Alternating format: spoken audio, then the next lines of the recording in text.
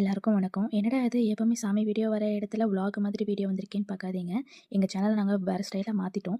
காரணம் என்னென்னு கேட்டிங்கன்னா, சாமி ஃபோட்டோ வச்சு வீடியோ போட்டோம் அப்படின்னா எங்களுக்கு காப்பிரைட் இஷ்யூஸ் வருது. அதனால தான் இது ஒரு சின்ன விலாக் வீடியோவாக எடுத்திருக்கோம். இந்த விலாகோட முதல் நாளாக நாங்கள் வந்து ஒரு ஹெல்த்தியான ரெசிபி கோதுமை சமோசா தான். இதுக்கு கோதுமை மாவு, உப்பு, ஜீரகம் போட்டு மாவு பெசரி இதே மாதிரி கட் பண்ணி வச்சுக்கோங்க. இதில் வெங்காயம், தக்காளி, பூண்டு, மிளகாத்தூள், மஞ்சள் தூள், மல்லித்தூள் போட்டு செஞ்சு மசாலாவை இதுக்குள்ளே ஸ்டஃப் பண்ணிக்கோங்க. நான் இன்றைக்கி ஏர் ஃப்ரையரில் 5 மினிட்ஸ் ப்ரீ ஹீட் பண்ணிவிட்டு 10 மினிட்ஸ்க்கு 200 டிகிரி செல்சியஸில் பேக் பண்ணியிருக்கேன். இது பேக் ஆகிற டைமில் நம்ம போய் செடியெல்லாம் பார்த்துட்டு வந்துடலாம். செடியை போய் பார்க்க போனதில் 2 செடியுமே நல்லா இருக்குது. ஆனால் லக்கி பேம்பு மட்டும்தான் கொஞ்சம் லைட்டாக வாடின மாதிரி இருக்குது. இது நல்லா வளர்க்குறதுக்கு டிப்ஸ் இருந்தால் சொல்லுங்கள். நமக்கு சமோசாவும் ரெடி ஆகிடுச்சு. அம்மாவோட ரிவ்யூவை கேட்கலாம். சமோசா நல்லா இருக்கே, பாக்குறதுக்கு சூப்பரா. சாப்பிட்டு பார்க்கலாமா? சாப்பிடு பார்த்து சுடுது. ஆமா, ஆவி ஆவி பறக்குது. டேஸ்டா இருக்கு.